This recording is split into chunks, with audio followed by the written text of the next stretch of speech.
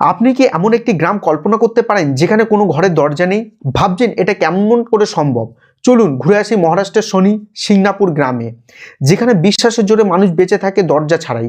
শনি সিংনাপুর গ্রামবাসীরা বিশ্বাস করেন শনিদেব তাদের পাহারা দেন। এখানে চুরি ডাকাতির ভয় নেই, কারণ যারা এই গ্রামে অন্যায় করতে আসে তারা নাকি শনিদেবের অভিশাপে ভোগে।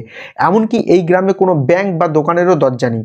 বিশ্বাস আর শনিদেবের কৃপা এই গ্রামকে চোর ডাকাতি মুক্ত করেছে।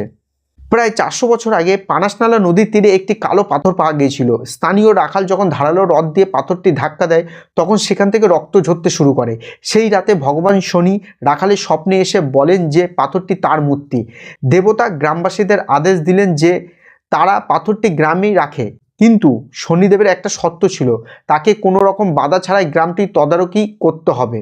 গ্রামবাসীরা পবিত্র মূর্তিটি একটি ঘরে স্থাপন করার পর তার সমস্ত দরজা এবং তালা ফেলে দেওয়ার সিদ্ধান্ত নেয়।